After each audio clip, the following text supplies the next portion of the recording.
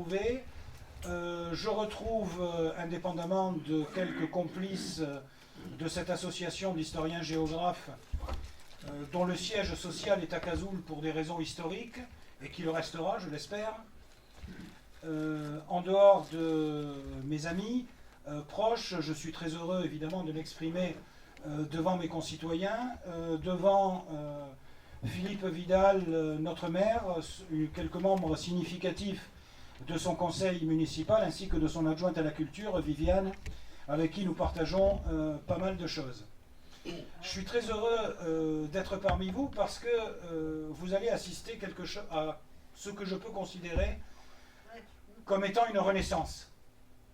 Une renaissance parce que ces cafés géopolitiques, nous avions commencé à les organiser dans la ville de Béziers et nous remplissions la médiathèque André Malraux avec son auditorium et ses 140 places. Et puis il y a eu le Covid, ça c'est une première raison. Il y en a une autre, je ne l'ai pas abordée de façon explicite dans Midi Libre, dans l'article qui a été publié ce matin, mais vous la connaissez. La suppression des cafés géopolitiques de Béziers doit beaucoup à un changement de majorité au sein de la communauté d'agglomération. Et il semblerait que le ton et la façon dont nous traitions de ces sujets n'aient pas retenu l'attention suffisamment pour qu'ils soient reconduits par la suite. Peu importe, je suis très heureux et très fier que cette renaissance, elle se déroule d'une part dans la ville où je réside depuis 1994 quand même. Je crois que peut-être encore dans un siècle ou deux, on me considérera comme cazoulin, mais bon, on va essayer de faire comme ça, en tout cas de faire au mieux. Je suis très heureux et très fier de le faire ici, d'abord à Cazoul, ensuite sur le territoire de la Domicienne, et je vais saluer d'ailleurs Jean-Noël Badenas, le président de la communauté de communes Sud-Hérault, de la communauté de communes voisines de la Domicienne, et en même temps le maire de Puisserguier, qui est par ailleurs, comme quoi, un cazoulin d'origine.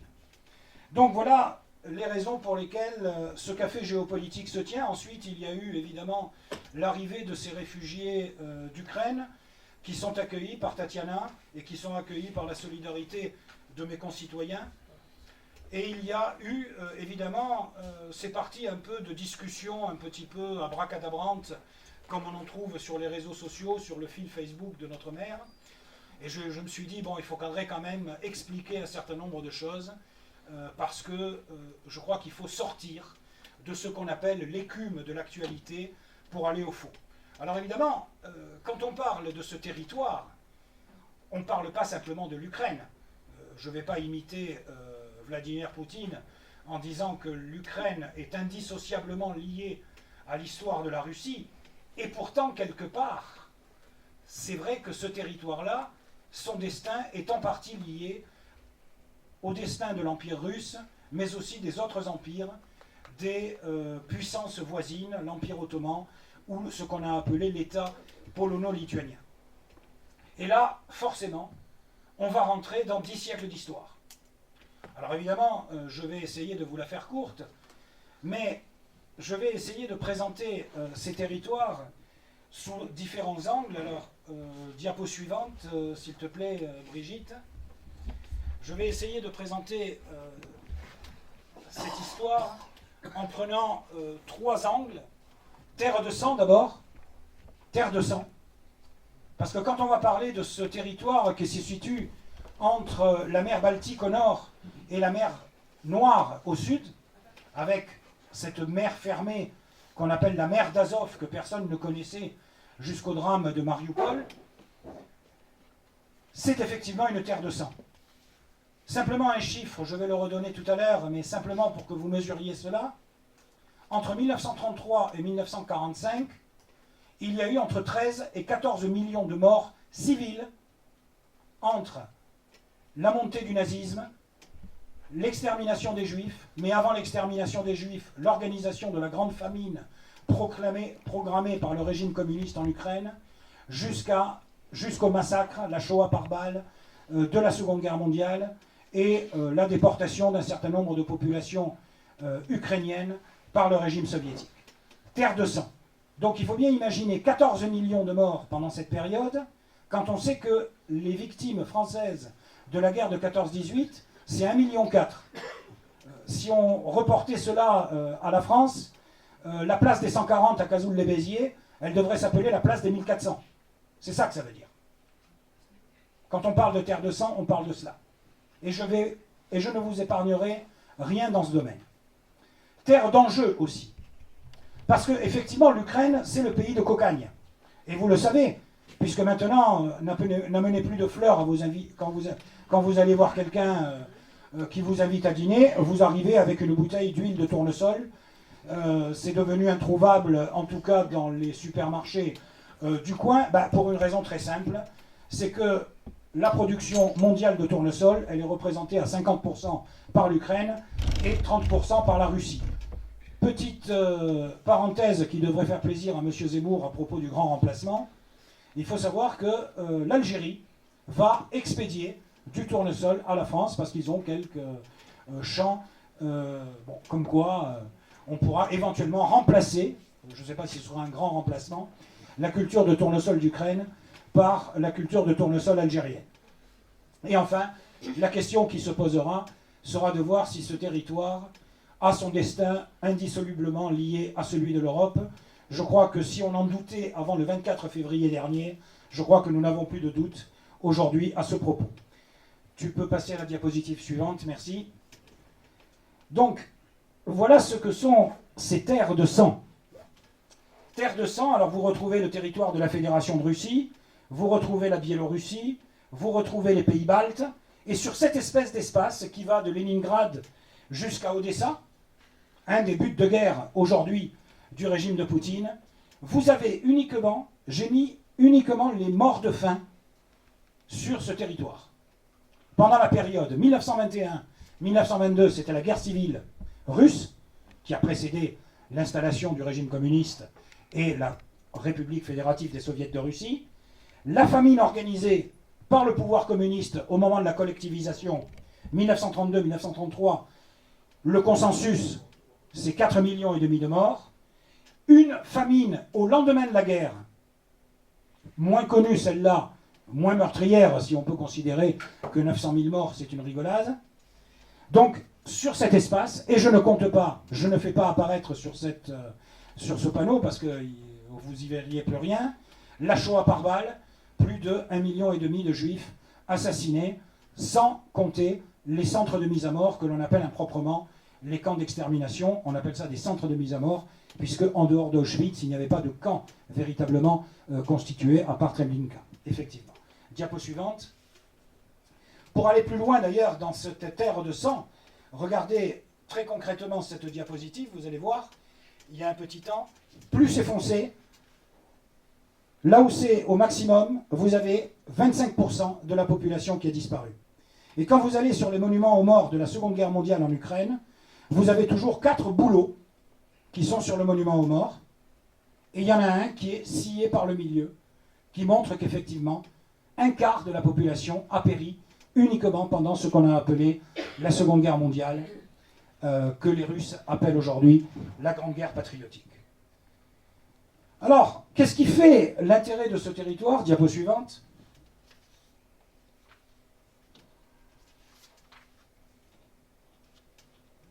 J'ai envie de dire que la géographie de l'Ukraine a façonné son destin. Si vous regardez cette diapo, vous comprenez très vite. Contrairement à nous, Français, qui étions à l'abri derrière la barrière des Pyrénées, la barrière des Alpes, la ligne du Rhin, il n'y a rien qui arrête ici. Ici, vous vous situez dans la grande plaine d'Europe centrale et orientale. En gros, si vous avez une voiture avec une boîte 6 vitesses, vous vous mettez en 6e, en gros, à l'ouest de Paris, et vous n'avez pas besoin de rétrograder jusqu'à l'Oural. Il n'y a rien qui arrête. Et c'est bien là le problème. L'Ukraine est aussi un pays de cocagne. Vous avez, si vous les voyez, les petites hachures que vous avez en bas, le Tchernosium, la terre noire, qui couvre quand même les 2/3 du territoire actuel de l'Ukraine.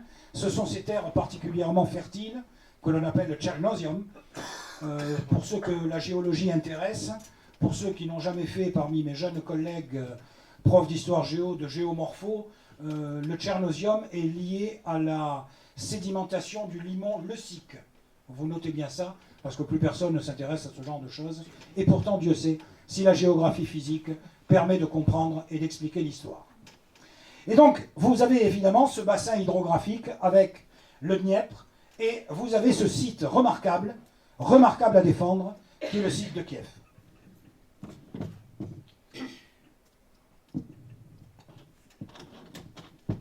Diapo suivante. Alors là, nous allons rentrer, si vous voulez bien, directement dans l'histoire. Tout commence aux alentours de 950. 950 après Jésus-Christ quand même, hein, je suis pas... Voilà.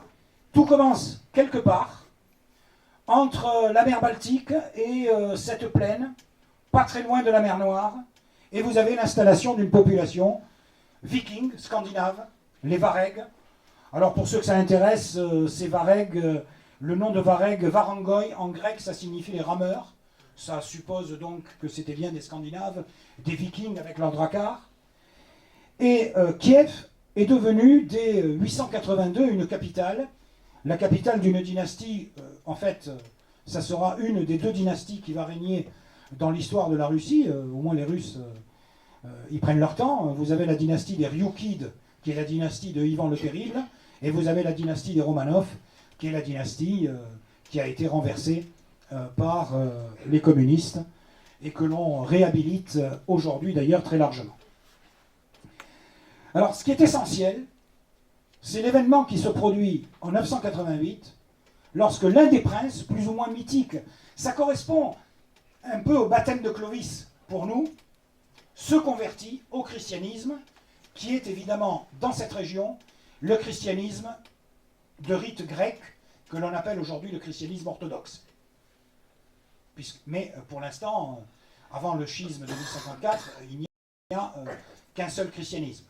Donc, un christianisme de rite grec auquel se convertit le prince Vladimir de Kiev. Le problème, c'est que cet héritage symbolique, il est revendiqué doublement. C'est le même héritage historique, le même mythe fondateur, pour les Russes et pour les Ukrainiens. D'où l'importance. D'où le fait que Poutine, le 22 février, il dit clairement le destin de l'Ukraine est indissolublement lié au destin de la Russie, point barre. Et encore une fois, je ne dirais pas que c'est la cause essentielle du conflit, mais c'est une des causes qui est déterminante. Alors ce territoire-là, cette Russie de Rousse, que l'on appelle également la Rousse de Kiev, il faut savoir que jusqu'en 1250, c'est le plus puissant royaume d'Europe. Le plus puissant royaume d'Europe, France comprise. Royaume de France compris. Tu peux passer au suivant. Tout simplement parce que c'est un territoire qui a une importance stratégique, commerciale majeure.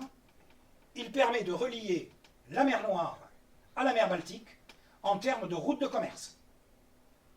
Le commerce dans cette zone-là, il est infiniment plus important, c'est un rapport de 3 à 4, que le commerce que vous avez entre, on va dire, la mer du Nord et la Provence, au moment de l'Empire carolingien. Beaucoup plus important. Parce que vous avez cette espèce d'énorme aspirateur d'épices, aspirateur de capitaux, qui est représenté par Constantinople. Aspirateur d'esclaves aussi. Esclaves, d'où le peuplement slave de cette région. Et là aussi, on retrouve dans cette histoire-là, qui est, croyez-moi, enfin, pour ceux que ça intéressera, je mettrai à disposition toutes les bibliographies que vous voudrez. Vous pourrez trouver ça sur le site des Clionotes, et notamment sur le site dédié qui s'appelle la Cliothèque. Vous avez de quoi, vous avez une vie de lecture, mais de lecture passionnante, y compris d'ailleurs, si vous aimez un peu les films d'horreur, les successions dynastiques en Russie, Massacre à la tronçonneuse à côté, c'est un film pour les écoles maternelles, hein, quand on réfléchit bien. Suivante. Alors, voilà un peu l'histoire de ce territoire sur lequel s'installe cette dynastie des Ryukides, mais qui va être confrontée à une menace majeure qui est essentielle pour comprendre l'histoire de la Russie. Ce sont les invasions mongoles, ce sont les invasions tatares. Alors tatars et mongols, le terme pour les Russes, il est équivalent. C'est la branche occidentale pour eux, de l'empire de Gengis Khan. Le conquérant de ce territoire qui prend aussi bien la forêt de Moscovie en haut que la ville de Kiev, qui tombe dans leurs mains et qui est totalement ravagée, réduite en cendres.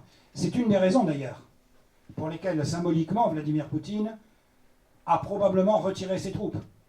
Parce que se retrouver dans la position du Tatar qui réduit Kiev en cendres, politiquement, historiquement, même si on peut penser qu'il s'en fiche, c'est plutôt difficile à porter. Donc, invasion mongole, mais au final, ces Mongols qui s'installent, alors, suivante, il faut bien comprendre que les Mongols, à la fin du XIIIe siècle, ils ont l'empire le plus important du monde. C'est d'ailleurs le plus grand empire qui ait jamais existé dans l'histoire. Vous voyez que, vu du centre, ça va de la Chine jusqu'à l'Ukraine, justement. L'Ukraine n'est qu'une petite périphérie de cet empire de Gengis Khan et de ses deux petits-enfants. Suivante. Donc, des invasions qui se déroulent sur ce territoire de l'actuelle Ukraine, qui se traduisent par l'anéantissement de la ville de Kiev en 1240, avant que, 2 siècles plus tard, se constitue dans le nord cette principauté, la principauté de Moscovie, avec effectivement des princes qui appartiennent toujours à cette dynastie, les Ryukides, tandis que de l'autre côté se constitue un ensemble politique que l'on appelle l'État polono-lituanien. Et la limite, qui est en même temps d'ailleurs la route commerciale, c'est le Dniepr, toujours ce fleuve, c'est-à-dire c'est toujours la ville de Kiev. On voit au sud qu'il reste, avec le repli des Mongols, des peuples turcophones, et notamment ce fameux Khanat de Crimée. Vous remarquerez d'ailleurs, les cartes, vous les voyez à peu près tous les soirs sur les chaînes d'information en continu, je vous en montrerai tout à l'heure de bien meilleures, des cartes de la situation actuelle sur le conflit. Mais vous voyez que le territoire aujourd'hui, qui fait partie des objectifs de guerre de Poutine, c'est à l'ouest du Donbass, vous avez le Don, le fleuve qui avec cette... tu peux passer à la suivante, excuse-moi. Ah, ce serait bien que la suivante passe. Voilà. Donc, vous avez... Alors, après tout, je peux bouger aussi. Là, vous avez le Donbass.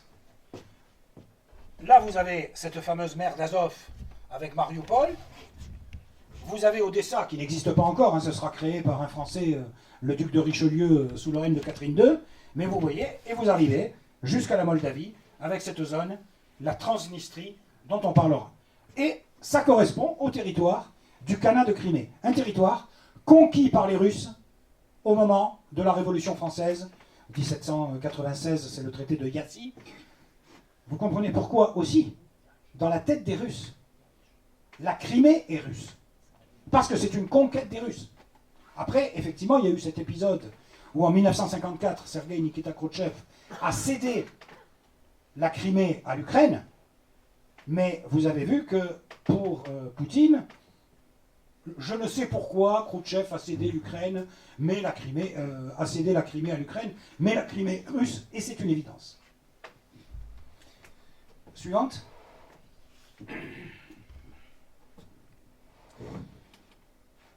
Et donc, on se retrouve finalement dans cette situation, une fois que les Mongols ont été repoussés, avec les princes de Moscovie, qui se heurte à l'ensemble polono-lituanien et qui cherche évidemment à s'étendre en soumettant progressivement les différents restes des principautés tatares qui sont peu à peu soumises. Et donc vous voyez que là-dessus, vous comprenez que, voilà, la Rousse de Kiev, c'est la Russie. Point final. En tout cas, du point de vue des Russes. Du point de vue des populations locales, bon, l'Ukrainien, il y a un peuple ukrainien, on en parlera avec une spécificité, on parlera des Cosaques d'ailleurs, qu'il ne faut pas confondre avec les Kazakhs, c'est pas la même chose, même si les mots sont proches. On a une langue qui est héritée du slavon, qui est la langue racine dont sont issues les langues slaves, le polonais, le russe, l'ukrainien et quelques autres. Mais ce qui est central, c'est qu'en 1462, vous avez un prince de Moscovie qui se fait proclamer tsar, c'est-à-dire César, c'est-à-dire empereur. Et ça, c'est fondamental. Ce prince, c'est Ivan IV, dit le terrible, Ivan Krasny, Ivan le Rouge. Sa réputation n'est pas usurpée. Quel est son problème? C'est toujours le même. La descente vers le sud, pour essayer d'avoir le contrôle de ces routes de communication, et éventuellement le contrôle du nord, en particulier vers la mer Baltique. On est toujours sur les routes du commerce. C'est aussi ça l'enjeu. Petite nuance, en 1453, pour nous, occidentaux, ce n'est pas un événement essentiel. Et pourtant, pour les peuples d'Europe de l'Est, c'est un événement fondamental. C'est la chute de Constantinople devant les forces du sultan ottoman, enfin du sultan turc, Mehmet II. 1453, ça veut dire quoi? Ça veut dire que Rome, ça veut dire que la deuxième Rome, la première, conquise par les barbares à l'ouest, déplacement de l'Empire romain vers l'Orient, d'où l'Empire romain d'Orient, c'est-à-dire l'Empire byzantin. Chute de Constantinople, Moscou devient la troisième Rome. Et dans l'imaginaire qui est conçu à cette époque-là, il y a eu la première Rome qui a été conquise, la deuxième Rome a été conquise, il n'y aura pas de quatrième Rome. C'est cette pensée qui est quelque part millénariste, dans une certaine mesure apocalyptique. Et je sais ce que ça veut dire quand on prononce le mot d'apocalypse dans le contexte actuel, qui est quand même quelque chose de fondateur dans la réflexion et dans la pensée russe. Alors, rassurez-vous, je parle de l'angle russe, forcément, mais je vais y arriver aux Ukrainiens. Le problème, c'est que les Ukrainiens ne se définissent pas encore comme tels. Pourquoi? Tout simplement parce que Ukraine, c'est la périphérie. Ukraine, c'est ce qui se trouve, ma foi, à la frontière. C'est les marches. D'ailleurs, les marches, ça a donné d'ailleurs le terme nobiliaire de marquis, éventuellement. Donc c'est ça l'idée. Et à partir de ce moment-là, diapo suivante, on voit apparaître déjà une spécificité ukrainienne que l'on trouve dans l'hymne national ukrainien, qui est dans le refrain. On voit apparaître ce peuple qui a un mode de vie particulier, qui ne se définit pas comme ukrainien, et pourtant, au sens premier du terme, il l'est, puisque ces Cosaques sont les gardiens de la frontière. Ce sont des paysans, des nomades, ce sont surtout des hommes libres, Zaporotiers, les Cosaques hommes libres. Et quelque part, ils sont considérés aujourd'hui comme appartenant, en tout cas ils sont considérés par les Ukrainiens, comme étant quelque part le noyau fondateur de la liberté des Ukrainiens par rapport à leurs puissants voisins, que ce soit cet État polono-lituanien, un énorme État, lui aussi puissant parce qu'il contrôle une bonne partie des terres d'Europe centrale jusqu'à la mer Baltique, cet empire russe qui se constitue et qui s'étend à la fois vers l'ouest, mais qui entame sa conquête vers l'est, ne jamais oublier que la Russie a eu le plus grand empire colonial du monde. La différence, c'est qu'ils n'ont pas eu besoin de troupes de marine pour réaliser la colonisation. Ils ont fait ça, si l'on peut dire, à pied sec, avec la continuité territoriale.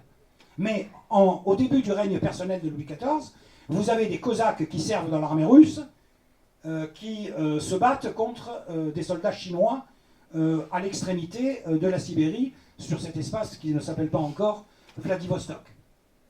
Donc là aussi, quand on travaille sur l'histoire de la Russie, on se situe dans un autre espace. On est à la fois dans le temps long, je vous ai fait remonter jusqu'aux alentours de 880, mais on s'étend aussi sur une dizaine de fuseaux horaires, avec une terre sans limite.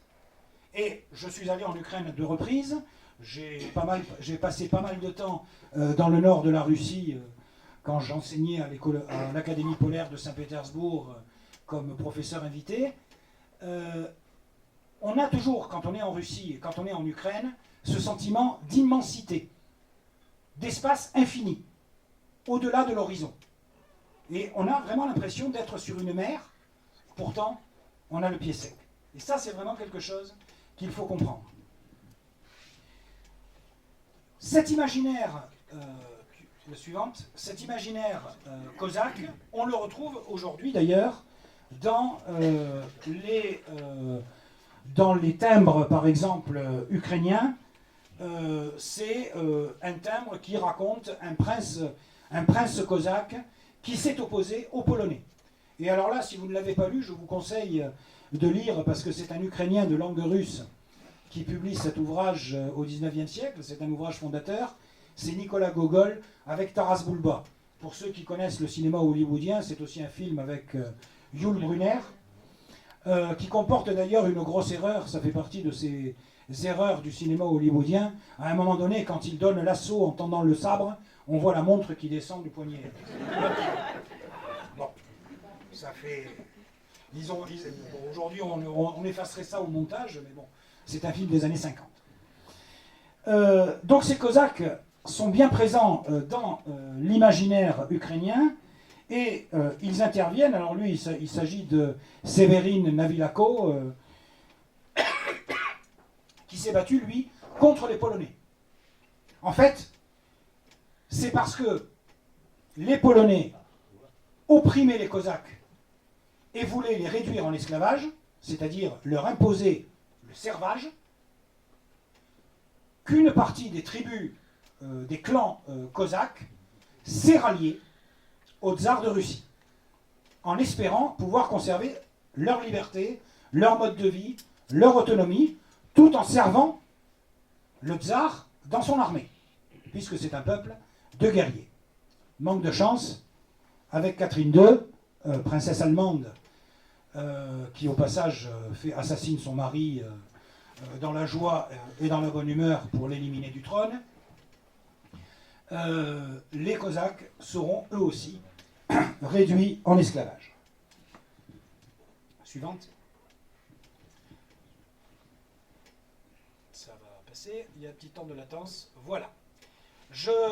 Juste un mot de cette insurrection d'un Cosaque, justement, ce qu'on appelle l'insurrection de Pougatchev aux alentours de 1740, qui a quand même failli ébranler le trône de Russie, d'où l'importance et la volonté de tous les dirigeants russes de contrôler ce qui peut partir d'Ukraine, de ces peuples qui vivent à la périphérie, alors périphérie aussi bien d'ailleurs au sud de l'Oural qu'au nord de la mer Noire, mais qui sont une menace.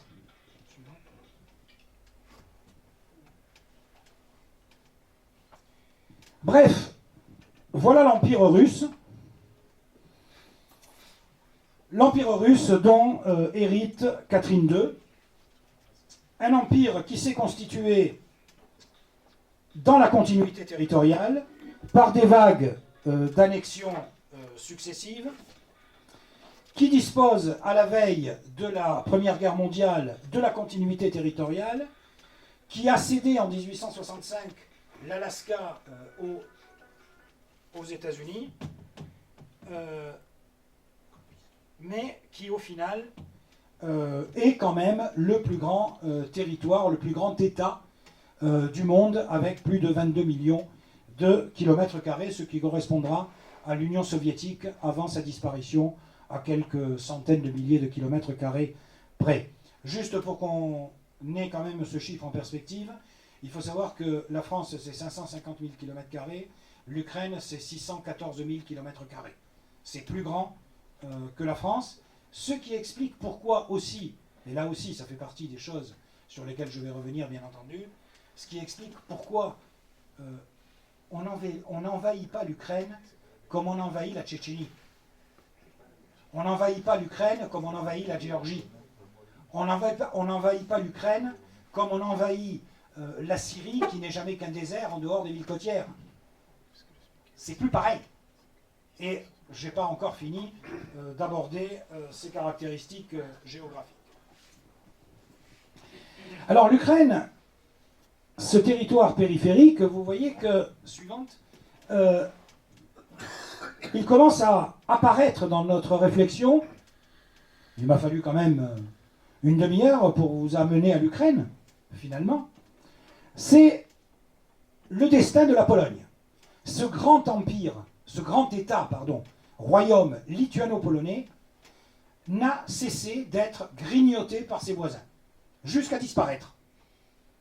C'est les trois partages successifs de la Pologne, où vous avez par le sud les Habsbourg, l'Empire d'Autriche, ensuite d'Autriche-Hongrie après 1848, premier partage de la Pologne, deuxième partage de la Pologne en 1793, nous pendant ce temps on coupe la tête de Louis XVI pour que vous vous situiez. C'est d'ailleurs intéressant parce qu'au moment de la Révolution française, il se passe énormément de choses dans cet endroit, dans cette partie du monde, parce que justement, il y avait un lien particulier entre la Pologne et la monarchie française. N'oubliez pas qu'avant d'être roi de France, Henri III était roi de Pologne.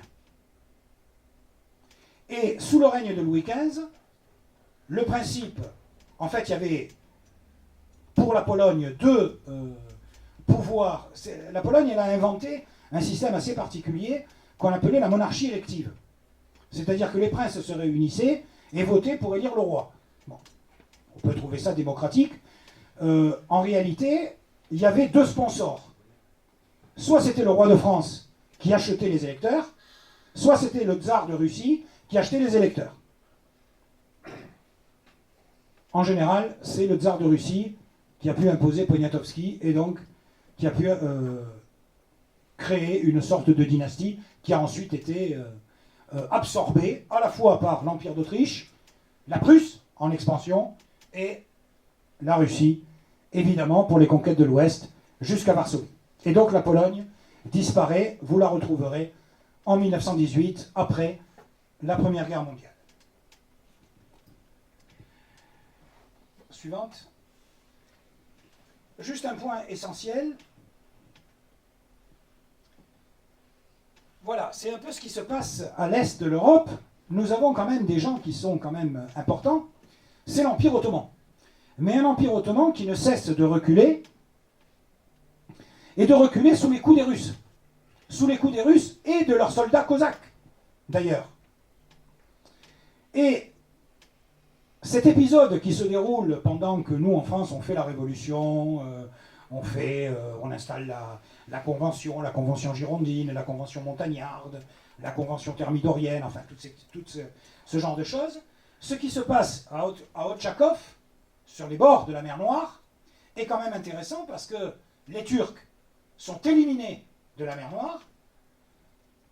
La mer Noire devient un lac russe. C'est pas innocent. On sera d'ailleurs obligé, suivante. Et ce traité de Iași de 1792, il est extrêmement intéressant. Parce qu'il permet à Catherine II de s'emparer de cette tâche qui se trouve à l'ouest de l'Ukraine, à l'embouchure du Dniepr, sur laquelle vous trouvez Odessa, la ville que va faire construire Catherine de Russie. Et suivante.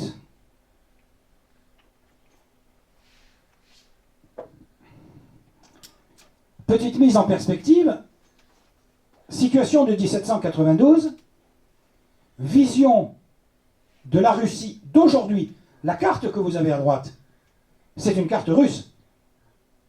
Comment les Russes voient l'Ukraine. Là, vous avez les buts de guerre de Poutine. Novorussia. Vous voyez à quoi sert l'histoire aussi. Et si vous allez, suivante, si vous prenez le conflit tel qu'il se déroule aujourd'hui, ça arrive, voilà. Vous aurez une carte plus récente ensuite, mais c'est celle de la situation sur le front le 8 avril. Il faut que je cite notre cartographe Jasmine Desclos, qui est une très grande cartographe qui fait des cartes en situation réelle et en temps réel pour le compte des clionotes, justement. Vous avez les zones grises qui correspondent aux zones occupées. Vous voyez la Crimée qui est annexée. Vous avez le lieu des frappes. Et vous voyez bien que vous retrouvez cet espace parmi les buts de guerre de Poutine pour constituer, sur toute cette bande qui va du Donbass jusqu'à la frontière moldave. Frontière moldave qui, je vous le rappelle, la Moldavie est une ancienne république socialiste soviétique. République socialiste soviétique de Moldavie, que les Russes appellent d'ailleurs Bessarabie. Donc, vous voyez que l'histoire est en permanence mobilisée pour comprendre le présent. Suivante. Voilà de quoi nous sommes partis, de pas grand-chose finalement.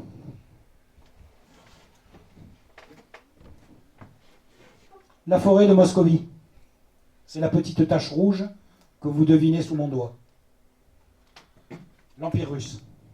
C'est cette vision aussi que ceux qui ont dirigé la Russie dans l'histoire ont de leur destin. Et ceci explique dans une certaine mesure cela.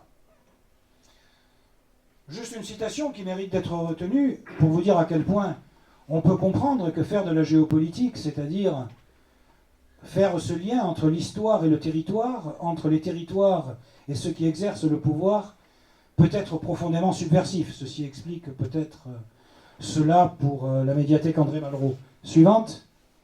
Voilà une belle citation que je pourrais vous reproduire. L'histoire est le produit le plus dangereux que la chimie de l'intellect ait élaboré. Ses propriétés sont bien connues.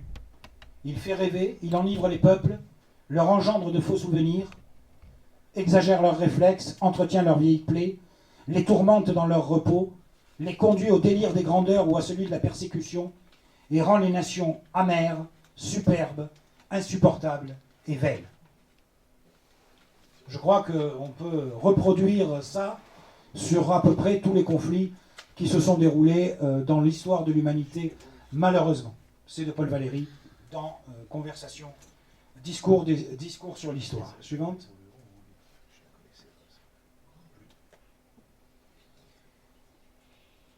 Nous sommes dans une époque où cette Ukraine, cette périphérie, fait partie de l'Empire russe. Et donc, du point de vue de l'Empire russe, au XIXe siècle, on parle de la petite Russie. La langue ukrainienne, c'est un dialecte de paysans. Et on les appelle, encore une fois, les petits Russiens. On le dit aussi d'ailleurs pour les Biélorusses. Et une tribu, jamais un peuple, et encore moins un État. Alors en réalité, les choses vont changer avec l'entrée de la Russie dans la Première Guerre mondiale, avec la conquête, on va être très clair, la conquête, alors, la première, oui, la suivante, oui. La Première Guerre mondiale, on la connaît évidemment sous l'angle occidental pour ce qui nous concerne. Alors on a dans l'imaginaire les tranchées, tout ce qu'on veut. En réalité, la guerre à l'Est, ça a été une guerre de mouvement et une guerre sur de grands espaces. Et vous vous apercevez que le territoire de l'Ukraine, il va tomber sous la domination des puissances centrales, au moment où les Russes, qui font leur révolution en février et en octobre 1917, enfin en mars et en novembre 1917, à cause du calendrier julien qui a 13 jours de retard par rapport au calendrier grégorien qui est celui que nous utilisons, vous vous apercevez que l'Ukraine a été conquise par les puissances centrales, par des bataillons excusez-moi, austro-hongrois ou par des offensives allemandes. Et donc, suivante.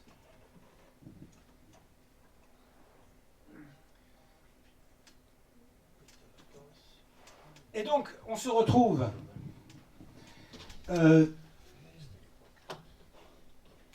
dans une situation où, justement, l'effondrement du pouvoir russe sur le territoire de l'Ukraine favorise la première indépendance de l'Ukraine. Enfin, cette Ukraine dont je vous parle depuis un certain temps devient un État. Un État avec un président, c'est le premier président ukrainien, il est toujours, il figure sur les billets de banque. Alors si vous êtes, alors les Ukrainiens russophones l'appelleront Khrouchtchevski, les Ukrainiens ukrainophones l'appelleront Khrouchtchevski. Bon, personnage qui est un prof d'histoire d'ailleurs, au passage, ça, voilà, hein, prof d'histoire, président, bon, pourquoi pas. Oui, bah écoute, hein, voilà, il y a des destins comme ça. L'Ukraine va essayer de se constituer en État, mais malheureusement dans une situation profondément instable, marquée à la fois par des offensives allemandes cette fois-ci, mais également les offensives de l'armée rouge pendant la guerre civile russe. Brigitte, s'il te plaît. De cette guerre civile qui va faire des milliers de morts, qui va se dérouler pour une large partie sur le territoire de l'Ukraine, qui va opposer les Blancs aux Rouges, qui va amener l'armée rouge jusqu'aux portes de Varsovie, mais qui va ramener aussi l'armée polonaise jusqu'aux portes de Kiev. Il va y avoir une espèce de mouvement d'aller-retour suivant, et notamment la guerre russo-polonaise, et vous voyez qu'une partie de l'Ukraine va finalement tomber sous la domination polonaise, et en particulier cette ville qui est bombardée périodiquement, mais par où arrive l'aide occidentale, la ville de Lviv, pour les russophones, qui se trouve clairement dans la partie conquise par la Pologne au détriment de l'Union soviétique cette fois-ci, et qui le sera jusqu'au pacte germano-soviétique et jusqu'à l'entrée en guerre de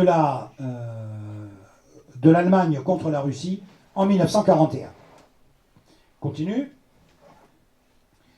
Pour les bolcheviks, qui arrivent à partir de 1921 à s'imposer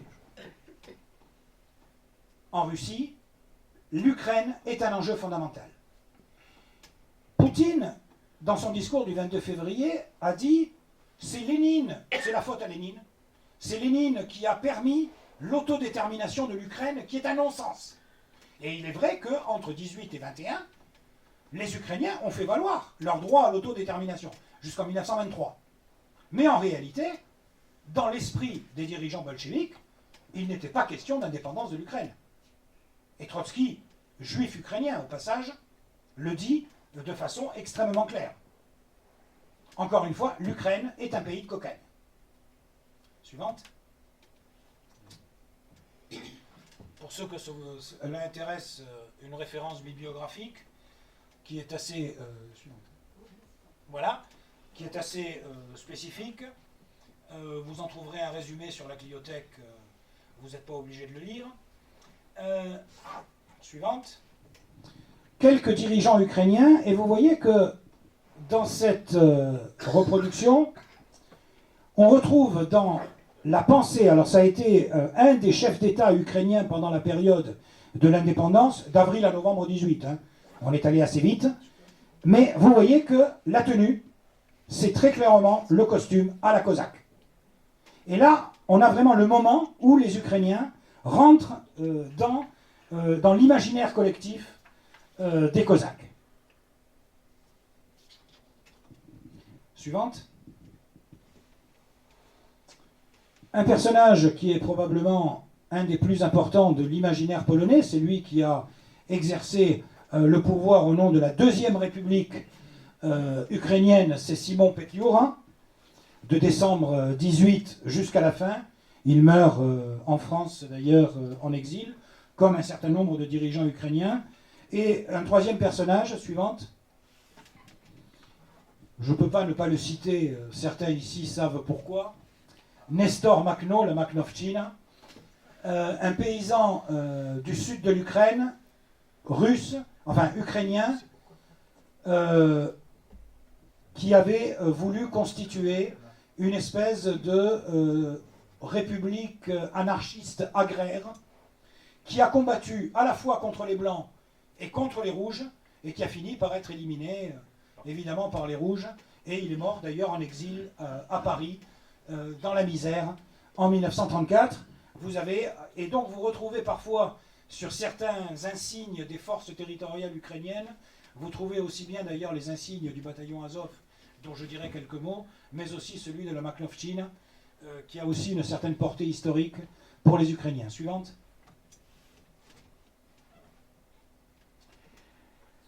Un élément essentiel qu'il convient d'aborder, qui est celui de l'organisation de la famine. Alors je vais aller vite là-dessus.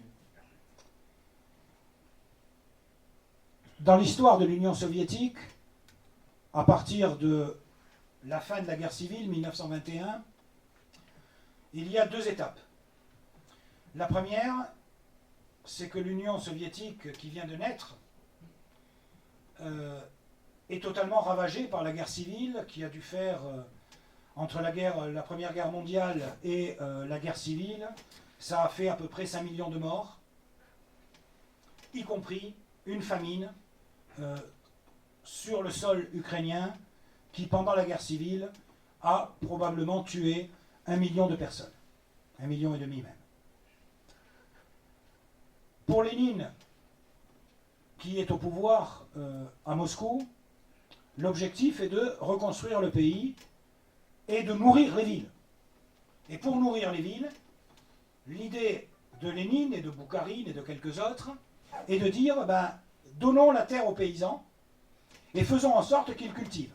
Et nous prélèverons des récoltes. Mais l'idée, alors ça s'appelle la NEP, la nouvelle économie politique, ou la nouvelle politique économique, peu importe.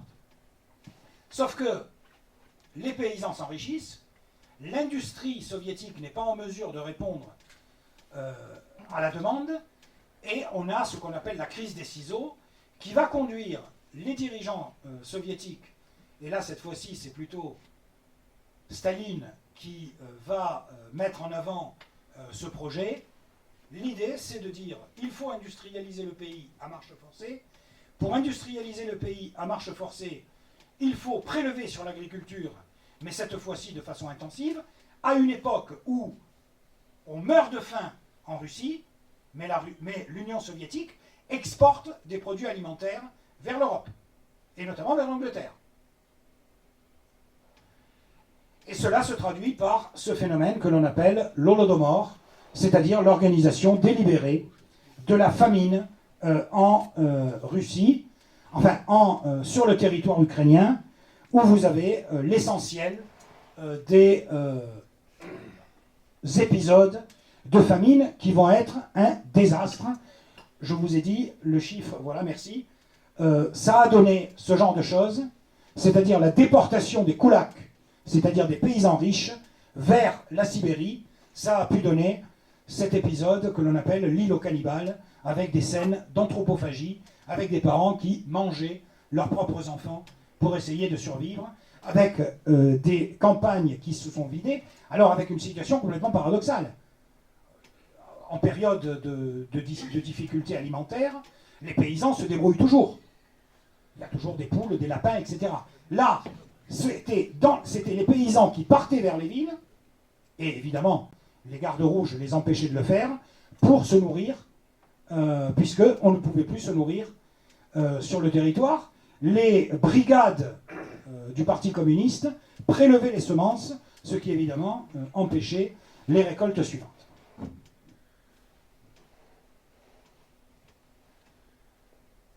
La Seconde Guerre mondiale, très rapidement, là aussi est un épisode qui est très particulier, puisqu'il s'agit, là encore, de la traversée de l'Ukraine par les forces armées allemandes, avec ce que l'on appelle, suivante, donc là c'est les Allemands qui sont dans Kiev, qui tombent sous l'occupation allemande, et puis suivante, l'organisation de ce que l'on appelle la Shoah par balle, avec le ravin de Babi Yar. Cette photo, eh bien, c'est pas compliqué, ce sont des prisonniers de guerre russes qui sont en train de boucher le ravin pour dissimuler eh bien, l'extermination le 29 et 30 septembre 1941 de 33 771 juifs en une journée et demie. C'est ce qu'on appelle la Shoah par balle dont le père Dubois a parlé. On considère que le nombre de victimes juives en Ukraine, ça a été 1,5 million. Je ne parle pas des camps de la mort, enfin des centres de mise à mort qui ont pu exister notamment en Pologne avec Birkenau. Alors, un élément évidemment essentiel, aujourd'hui Poutine explique que l'offensive russe sert à éliminer les nazis d'Ukraine. Alors soyons clairs. Au moment de l'offensive allemande, une partie de la population ukrainienne, et notamment des paysans, ont pu accueillir les Allemands comme des libérateurs. Ils venaient de subir ce que l'on appelle en ukrainien l'Holodomor, c'est-à-dire l'extermination par la faim. Et donc des gens, certes allemands, qui les débarrassent des communistes, on ne peut pas dire que ça les a fait pleurer de rage.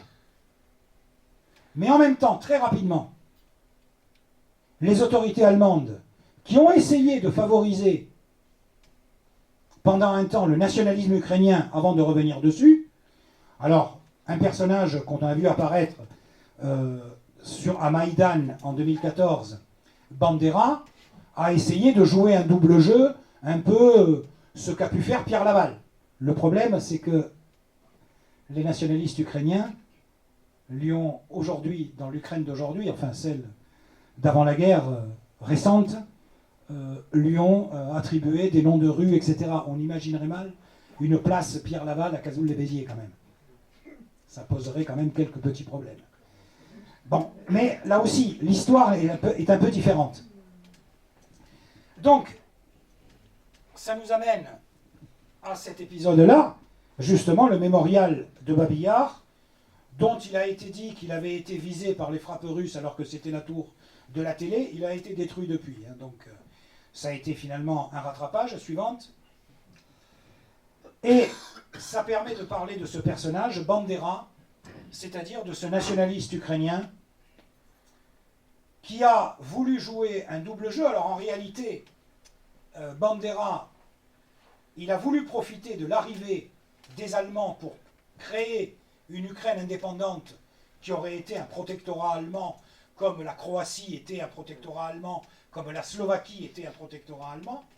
Le problème, c'est que les Allemands l'ont arrêté en 1941, parce que justement, ils se méfiaient du nationalisme ukrainien, et parce qu'une bonne part des Ukrainiens, quand ils ont compris que pour les Allemands, l'Ukraine n'était jamais qu'un grenier à blé, comme d'habitude, et que les prélèvements de l'armée allemande, ils étaient à peu près aussi pénibles à supporter que les prélèvements de l'armée rouge, très vite, une résistance ukrainienne anti-allemande s'est organisée, notamment dans les forêts, avec ce qu'on a appelé la guerre de partisans. Bandera a par contre été libéré en 1944 parce qu'au moment de leur retraite, les Allemands ont voulu faire en sorte que le nationalisme ukrainien retarde l'avancée des troupes soviétiques. Il faut savoir qu'il y a eu des maquis nationalistes ukrainiens en Ukraine, dans le nord de l'Ukraine, jusqu'en 1955. Jusqu'en 1955. Un certain nombre de gens ici étaient déjà nés. Suivante. Alors, Bandera, voilà, Bandera dans l'imaginaire ukrainien, on le retrouve aussi sur des timbres. Voilà, c'est un petit peu délicat. Alors, pour terminer, finalement, terre d'enjeu. On va dire que 3 épisodes marquent l'histoire de l'Ukraine aujourd'hui, depuis 91. D'une part, l'indépendance. L'indépendance qui est directement liée à l'implosion de l'Union soviétique et à la volonté des dirigeants du Parti communiste ukrainien de se débarrasser de la tutelle de Moscou tout en conservant leurs privilèges. Ça, c'est la première étape. C'est, son nom ne rentrera pas dans l'histoire, pour ceux que ça intéresse, il s'appelait le dernier secrétaire général du Parti communiste ukrainien, Leonid Kravchuk.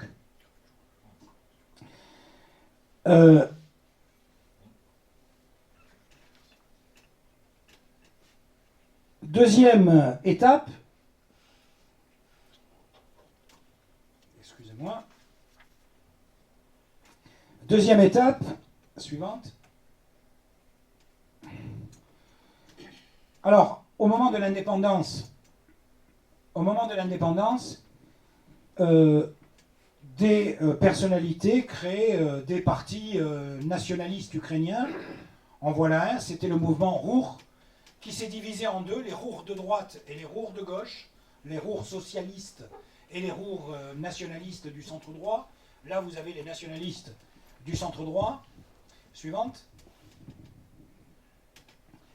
Avec, très vite, des questions qui se posent à propos de la délimitation de ce territoire ukrainien, qui, quelque part, a été constitué autour d'un noyau central, le bassin hydrographique du Dniepr, par des ajouts successifs. Et en particulier la récupération en 1939, puis en 1945, de la partie qui avait été annexée par la Pologne, mais que Hitler avait rendue à Staline dans le cadre du pacte germano-soviétique de 1939, avant d'envahir l'Union soviétique en 1941. Il y a même un territoire qui est récupéré au détriment de la Moldavie sur la mer Noire, à proximité d'ailleurs de cette île qui est devenue célèbre, l'île aux serpents. Quant à la Crimée, la décision a été prise en 15 minutes au comité central du Parti communiste de l'Union soviétique par Khrouchtchev, parce qu'il voulait commémorer le 300e anniversaire de l'allégeance des Cosaques au tsar de Russie. Et parce qu'il voulait aussi, comme l'île avait été détruite pendant la péninsule, avait été détruite pendant la Seconde Guerre mondiale, il voulait que ce soit l'administration ukrainienne, plus proche que l'administration russe, qui reprenne en charge la reconstruction de la péninsule. Et puis, il y avait évidemment le port militaire en eau profonde de Sébastopol qui jouait un rôle. Brigitte. Alors, deuxième épisode, 2004, la révolution orange. Cette révolution orange qui va permettre une forme de rejet de l'emprise que la Russie continue à exercer sur l'Ukraine, tout simplement pour des raisons de liens privilégiés, notamment parce que l'Ukraine est la terre de transit du gaz russe vers l'Europe. Le président Yushchenko, président de 2004 à 2008, vous avez cette première révolution qu'on appelle la révolution orange, qui va beaucoup inquiéter évidemment celui qui exerce le pouvoir en Russie depuis décembre 1999, c'est-à-dire Vladimir Poutine. Et on trouve, encore une fois, cette révolution orange qui se fait, et vous le voyez, pour eux, il n'y a pas de doute. on est un peu eurosceptique en France. Il y a des Ukrainiens aujourd'hui qui meurent parce qu'ils voudraient être rattachés et pouvoir avoir aussi bien le drapeau ukrainien que le drapeau européen qu'ils affichent largement. Alors, pas forcément pour des raisons toujours désintéressées, mais quand même. Particularité de la Crimée, si tu veux bien continuer à faire passer les 3 diapos suivantes. Encore. Là, c'est toujours la révolution orange. Encore. Ça arrive, ça arrive. Voilà. Donc là, c'est pour le drapeau européen. Vous voyez qu'il est quand même très présent dans les manifestations en Ukraine. Là. Voilà. Alors, la Crimée, qu'est-ce que c'est? Un élément essentiel. Avec ce pont qui a été construit et qui ferme la mer d'Azov, de façon à asphyxier le port ukrainien de Mariupol avant, évidemment, la guerre de 2022. Pont inauguré par Poutine, et c'est aujourd'hui un objectif que les Ukrainiens aimeraient bien se faire, parce que symboliquement, ça aurait un intérêt majeur. Comprendre l'Ukraine aujourd'hui, avant de parler plus précisément de la guerre, c'est comprendre la richesse de ce territoire en termes d'industrie. Là, ce que vous avez enfoncé, c'est l'industrie. Suivante. Tu peux laisser défiler d'ailleurs. C'est les industries aérospatiales et militaires. Et vous voyez quand même, les frappes, elles ne sont pas faites par hasard. C'est le centre de gravité de la population. Et on voit que... Et puis, stop. Là, les céréales, évidemment. On voit bien les zones de terre noire avec effectivement l'importance de l'Ukraine dans le commerce mondial du blé. 80% du blé égyptien, 80% des céréales algériennes sont des céréales ukrainiennes. Il va bien falloir qu'elles viennent de quelque part. Attendez-vous à des choses qui vont se passer. Il ne faut pas oublier que les révolutions arabes, elles ont été, le printemps arabe de 2011 a été précédé par des difficultés alimentaires en 2008 et en 2009. Suivante. Hop, très important, le tournesol. Et là, voilà. Si vous pouvez, voilà, n'apportez plus de fleurs à vos amis, ils s'en foutent. Une bouteille d'huile de tournesol, c'est bien aussi. Il y a une fleur dessus sur la bouteille en plus. Hein, voilà, il faut y penser. Hein. Après, il y a l'huile de pépins de raisin, mais c'est devenu introuvable aussi. Hein. Ouais, ouais. Alors évidemment, bon, nous sommes du sud, l'huile d'olive, on va ramasser les olives en septembre, vous allez voir. Allez, c'est bon, suivante. Production donc céréalière, toujours pareil, vous voyez l'importance de la production céréalière. Attention, tout ça c'est une production céréalière qui est légèrement perturbée par les conflits actuels. Donc ça va avoir des conséquences. Suivante. Et enfin, une carte qui a été faite spécialement à ma demande, c'est la suivante. Voilà. Production et transport d'énergie. Alors là, soyons clairs. Il faut savoir qu'aujourd'hui, à l'heure où je vous parle, la société Gazprom verse 150 millions d'euros par mois à l'Ukraine pour le prix du transit du gaz. Petit détail, depuis le début de la guerre, les Occidentaux ont livré 4,5 milliards d'armes à l'Ukraine. Depuis le début de la guerre, l'Europe a acheté 45 milliards de dollars de pétrole et de gaz russe. 4 milliards, 45 milliards. Voilà. Il faut juste comprendre les enjeux. Suivante. Alors, on voit bien le conflit tel qu'il se déroule aujourd'hui, avec les zones occupées, j'en ai déjà parlé, je ne vais pas revenir dessus, mais ça s'inscrit clairement dans une volonté de Poutine de contrôler ce qu'il appellerait lui, dans sa tête, l'Ukraine utile, c'est-à-dire l'axe qui permet de fermer la mer Noire, et là on retrouve le vieux projet russe de Ivan le Terrible, de Pierre le Grand et de Catherine de Russie, et de Staline, c'est cette ouverture vers la mer, parce que les Russes souffrent de ce complexe d'encerclement. Mais cela se fait forcément au détriment de l'Ukraine. Suivante. Alors, disons clairement les choses. Suivante.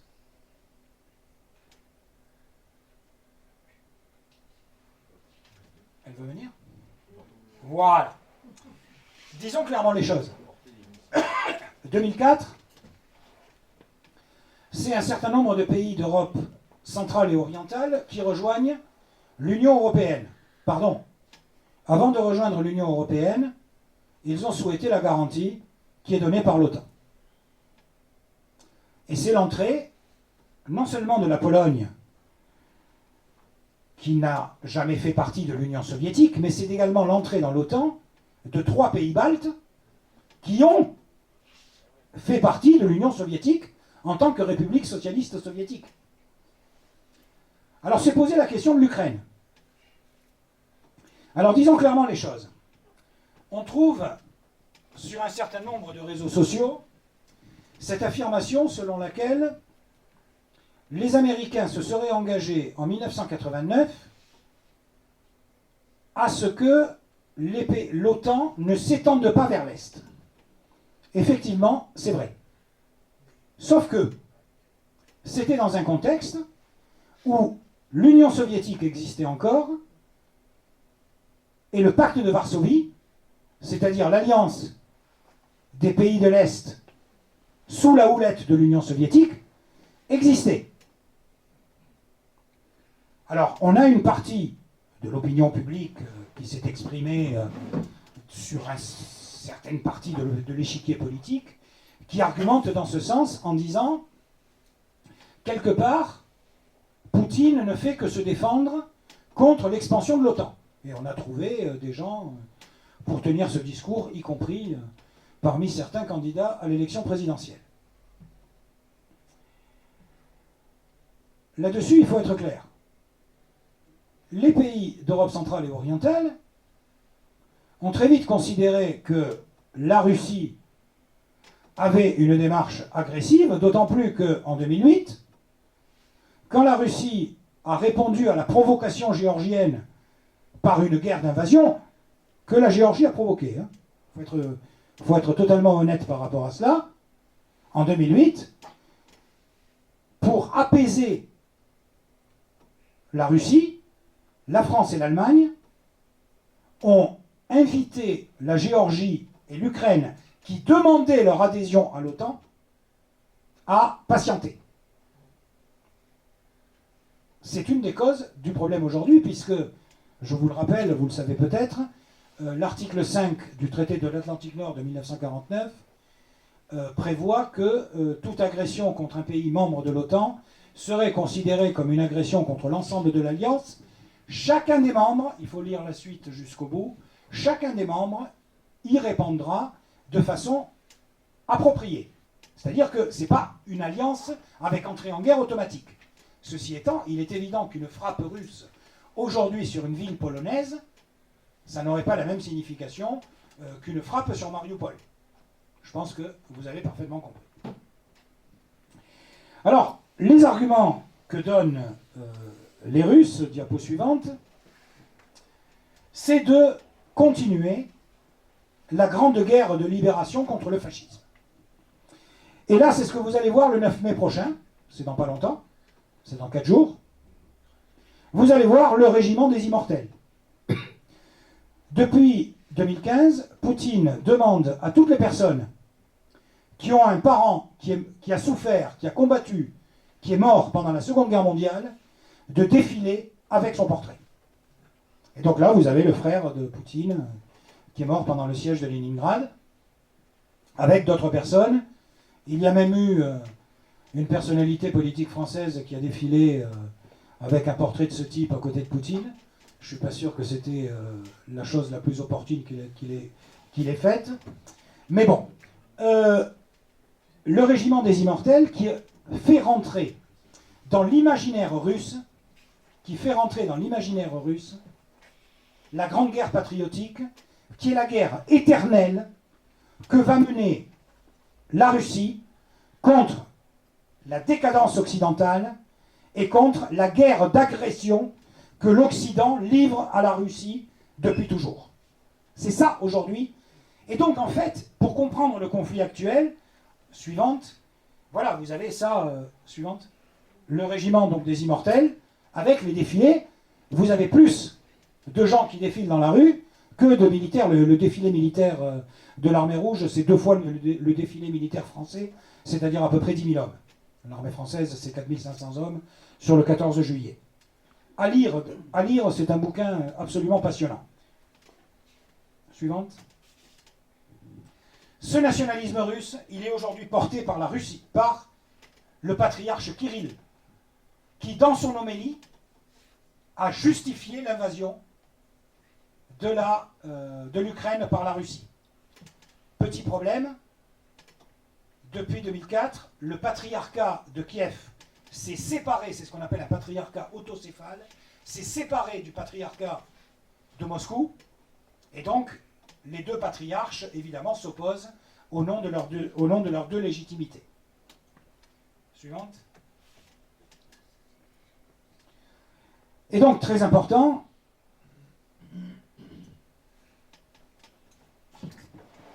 malheureusement, c'est peut-être la lumière qui, si tu fermes le rideau, ce serait pas mal. Voilà, non, c'est pas mieux. Discours de Poutine, je vous lis rapidement ce qu'il dit. Je commencerai par ce que j'ai déjà évoqué dans mon allocution du 21 février de cette année.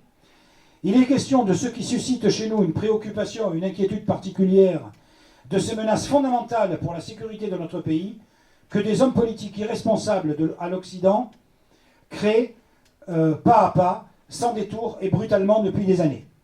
Je fais allusion à l'élargissement de l'OTAN vers l'Est, au rapprochement de son infrastructure militaire vers les frontières russes. Ça, c'est l'argumentaire de Poutine. Et donc, ça vous donne cette offensive militaire qui s'est déroulée de cette façon assez brutale sur plusieurs directions. Petit problème, suivante. Tout reposait sur un mauvais pronostic. Alors je vais aller rapidement. D'abord, comprendre que toutes ces petites lignes bleues, ce n'est pas des poils sur l'objectif, ce sont des fleuves et des rivières. C'est-à-dire des zones qui, du point de vue militaire, sont compliquées parce que c'est un franchissement, surtout quand on a des engins blindés. Ensuite, problème de timing. Quand on part pour une guerre courte, en espérant être accueilli comme un libérateur, on part sur un sol dur, qui est le sol gelé, qui est le sol qui permet de supporter le passage des troupes blindées. Quand on a, à cause du réchauffement climatique, un printemps précoce, et donc un dégel, vous avez ce phénomène que les Russes et les Ukrainiens connaissent bien, et pour l'avoir vu sur le terrain, je peux vous assurer que c'est terrible. Ça n'a rien à voir avec les chemins de vigne chez nous qui sont... Parce que la terre ukrainienne, elle est riche, hein, c'est bien la terre noire. Mais j'aime autant vous dire qu'elle est profonde. Et quand on s'enlise avec un blindé de 50 tonnes, on ne sort plus. Ça s'appelle la Rasputitsa. Et là aussi, si l'Ukraine avait été libérée, comme disent les Russes, enfin comme disent les forces armées russes, des nazis en 3 jours, il n'y avait pas de problème. Là maintenant, c'est le printemps. Aujourd'hui, la situation redevient favorable pour les Russes, parce que la Rasputitsa est terminée, que le temps s'est mis au sec, et qu'ils vont pouvoir à nouveau avancer. Le problème, c'est leurs difficultés logistiques, dont je dirai quelques mots, si tu veux bien suivre. Le deuxième problème, c'est que l'Ukraine, c'est des fleuves, c'est des rivières, c'est aussi des villes. Et une ville, c'est la pire des choses pour un militaire. Parce que c'est le combat dans les 3 dimensions. C'est des lignes de défense, c'est des lignes d'obstacles. Et Kiev, vous avez les deux. Vous avez le fleuve et la ville. Et une ville qui est 6 fois plus grande que Paris en surface. Suivante. D'où l'importance du contrôle des ponts. Des ponts que les Ukrainiens ont détruits des approches de villes que les Ukrainiens ont inondées en faisant péter leurs barrages. Du point de vue tactique, c'est remarquable. On peut continuer. Enfin, les livraisons d'armes occidentales, elles ont aussi un effet. Quelle est la doctrine militaire russe? C'est celle de que l'on appelle le mode opératif, c'est-à-dire une avancée dans la profondeur, couvert par de l'artillerie, avec des unités blindées et de l'infanterie motorisée derrière. Pour avoir ça, il faut aussi une couverture aérienne. Première opération liée au mode opératif, l'attaque dans la profondeur par les troupes aéroportées de Kiev, sur l'aéroport de Kiev. Échec total, parce que la couverture aérienne, ça se fait avec des hélicoptères, des voilures tournantes. Les hélicoptères sont vulnérables aux missiles antiaériens. Ça, c'est ce qu'on appelle un Stinger. Les Américains en ont beaucoup distribué aux talibans en Afghanistan. Ils ont distribué aujourd'hui. C'est facile à utiliser. N'importe qui ici, en l'espace d'une heure, est capable d'utiliser un missile antiaérien portable et donc d'abattre un hélicoptère qui vaut 3 millions d'euros pour un investissement de 3 000. Vous voyez à peu près le rapport. Suivante. Les Ukrainiens mènent une guerre avec des moyens qui sont également les leurs. Ça, c'est le fameux missile anti-aérien russe, le Strela, qui a servi sur tous les champs de bataille de la guerre froide. Suivant. Et puis, les fameux javelins anti-chars, là aussi, très faciles à utiliser. C'est des systèmes qui sont fire and forget, c'est-à-dire on tire et on oublie, et immanquablement, ça tape la cible. Et la particularité du javelin, c'est qu'il va partir en hyperbole et taper sur le dessus de la tourelle, c'est-à-dire sur la partie la moins blindée. Ça explique pourquoi vous avez toute une série suivante, vous avez toute une série de chars détruits sur les routes aujourd'hui d'Ukraine que vous pouvez voir. Et celui-ci, c'est un modèle suédois-britannique. C'est probablement le plus léger, 12 kg. N'importe qui ici peut l'utiliser, quel que soit son âge, ses capacités, sa vue, etc. Et ça a une portée de 800 mètres et ça ne rate pratiquement jamais. Suivant. Alors évidemment, les Russes sont rentrés dans une logique où ils mettent en avant des missiles de croisière. Ça, c'est les calibres, qui peuvent tirer par sous-marin, qui peuvent tirer par bateau, qui peuvent tirer par lanceur au sol, portée de 1500 km, plus ou moins précis, c'est ce qui leur permet de faire des frappes dans la profondeur. Suivant. L'erreur logistique majeure des Russes a été de partir avec des modèles anciens. Alors ça, c'est le dernier modèle qui est adapté à la guerre urbaine, c'est le Terminator. Ce Terminator, on ne le voit pas aujourd'hui sur le champ de bataille ukrainien. Ils ne les mettent pas. Pas plus que le dernier, que le suivant, le T-14 Armata, qui est probablement le char le plus efficace aujourd'hui en service. Qu'ont fait les Russes? Eh bien, ils ont sorti leur vieux matériel suivant, le T-72. Alors certes, il est impressionnant, mais je vous rappelle qu'en 72, je sortais du collège et je rentrais au lycée. D'accord? En termes de conception, c'est un vrai problème. Et, erreur fatale des Russes, la multiplication de leur matériel. Ils ont 4 modèles de chars différents, ce qui du point de vue militaire est une hérésie, parce que ça veut dire multiplier par 4 les problèmes de pièces détachées, d'approvisionnement logistique. Ça, c'est le modèle T-90, suivant. C'est toujours, évidemment, très impressionnant, mais ce sont des modèles qui sont déjà anciens et qui ne sont pas suffisamment armés par rapport aux missiles anti-chars qui leur sont opposés aujourd'hui. On est toujours dans le combat du glaive et du bouclier. Et enfin,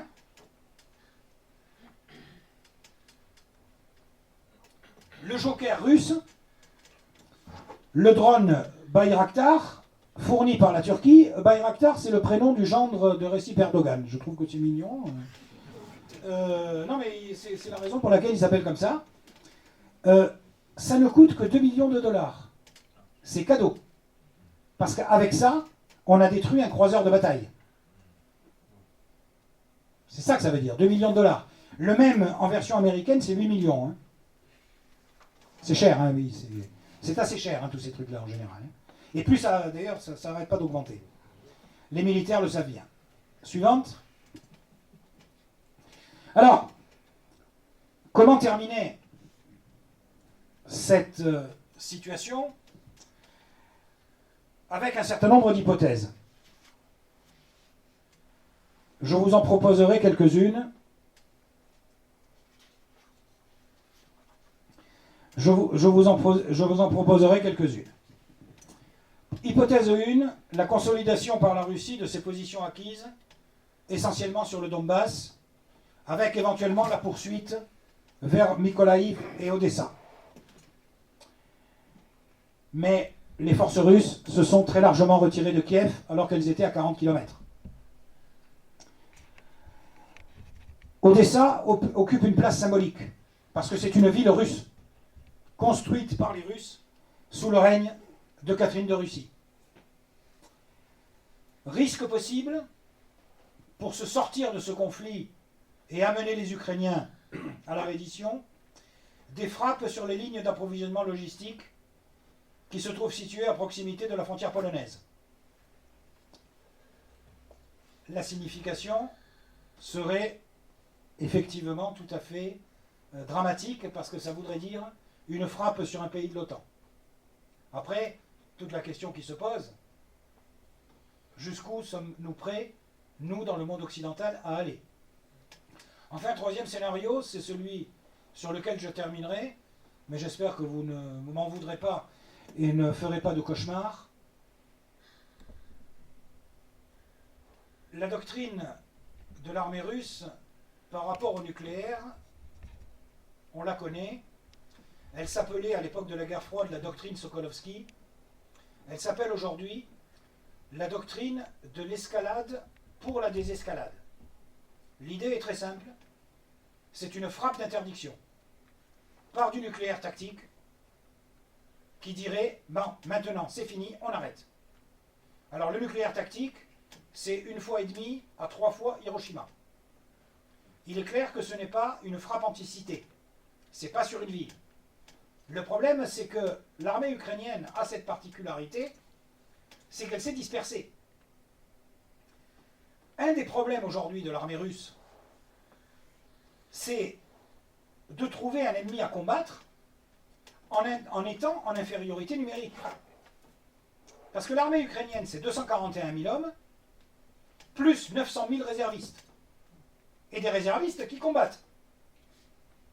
L'armée russe, c'est entre 120 000 et 160 000 bonhommes sur le terrain. À un moment, ce qui explique d'ailleurs le recours à l'artillerie de façon massive. Mais le problème, c'est que, et ça, permettez à un officier de réserve de l'armée de terre de le dire, c'est l'infanterie la reine des batailles. C'est le contrôle au sol. C'est le contrôle de zone. Le problème, c'est que pour faire ça, il faut les effectifs. Alors théoriquement, il n'y a pas de conscrits, c'est-à-dire d'appelés qui font leur service militaire dans l'armée russe, qui est l'armée d'invasion. Est-ce que le 9 mai pourra servir d'appel au drapeau, et s'il y a effectivement une déclaration de guerre, puisque pour l'instant, il n'y a pas de guerre. Pour l'instant, c'est une opération militaire spéciale. En tout cas, c'est ce que dit Poutine. Pour l'instant, il n'y a pas de guerre. Mais la question qui va se poser, parce qu'on sait que les soldats russes aujourd'hui, ce n'est pas les jeunes Russes beaux gosses qui ont des vêtements de marque de Moscou. Les soldats russes aujourd'hui qui servent dans l'armée de la Fédération de Russie, c'est les paysans sibériens. C'est des Kalmouks, c'est des Yakoutes, c'est des Bouriaques, enfin voilà, c'est y compris des Russes, des minorités, quelque part. Parce qu'on leur a dit, écoute, tu vas là-bas, point barre, et puis de toute façon, pour l'équivalent de 300 € par mois, c'est 10 fois plus que ce que tu gagnes dans ton Lisba pourri au fin fond de la Sibérie orientale. Donc c'est ça aussi. Et on s'aperçoit des déchaînements de violence, on le retrouve ici, on s'aperçoit d'une faible combativité et d'une faible motivation face à un peuple qui, effectivement, se bat pour son indépendance. Suivant. On peut faire défiler rapidement. Tu peux faire défiler. Donc là, vous avez différents éléments d'opération militaire. Je termine. Suivant. Voilà, là nous sommes à l'est du Donbass. Et alors voilà le type d'offensive. Alors, juste sur cette carte, là nous sommes sur deux. Tu peux revenir s'il te plaît? Juste sur cette carte, là on est sur de la carte militaire, donc retour en arrière, si c'est possible. Ah, bon, tant pis. Tant pis. Ce que je voulais vous montrer, c'est la difficulté de pénétration qu'il y a. Alors, elle revient. Alors, on va essayer d'avancer. Encore.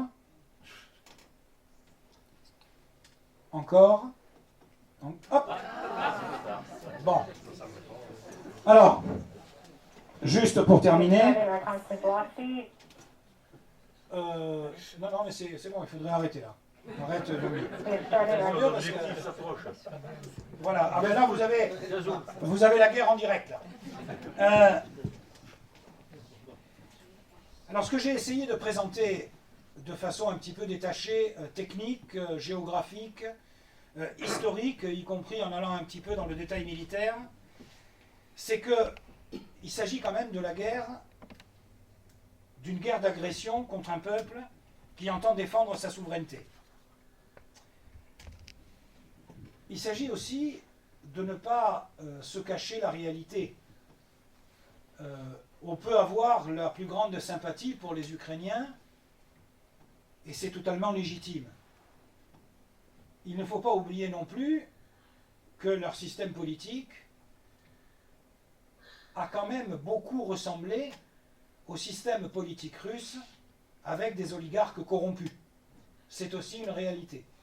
Alors c'est vrai que, quelque part, on parle du populisme en France, mais l'élection de Volodymyr Zelensky, ça a été, après tout, la victoire d'un populiste qui a pu, au nom de la lutte anticorruption, mettre un terme à une certaine forme de gabegie. Mais je dirais que sa légitimité, il la tire aujourd'hui de sa fonction de chef de guerre et celui qui porte l'espoir d'un peuple. Mais, soyons clairs aussi, la démocratie telle que nous la concevons, cette démocratie apaisée même, si elle a pu connaître ces éruptions de colère, c'est un cadeau précieux qui prend du temps pour s'installer. L'Ukraine indépendante, c'est seulement 1991. À l'échelle de l'histoire, c'est pas grand-chose. Il y a incontestablement aujourd'hui une nation ukrainienne qui s'est forgée dans l'épreuve et qui devra inventer son destin. Il y a aussi un immense gâchis, qui est le gâchis de ce peuple russe qui mériterait mieux que la kleptocratie qui le dirige aujourd'hui. Mais ce qui est sûr en tout cas, on parle aujourd'hui d'une victoire possible de l'Ukraine, j'en sais rien, je ne me livrerai pas à ce jeu des généraux en retraite qui jouent au jeu des pronostics sur les plateaux télé. J'ai envie de dire, peu importe. Dans une guerre, quand il s'agit des civils, il n'y a que des vaincus. Et c'est toujours le même problème. Ce qu'il faut espérer, c'est que cette guerre s'arrête, mais que la nation ukrainienne puisse exister et que le peuple russe ait un meilleur destin. C'était ce que j'avais à vous dire ce soir et je vous remercie de m'avoir entendu et je vous remercie de votre patience.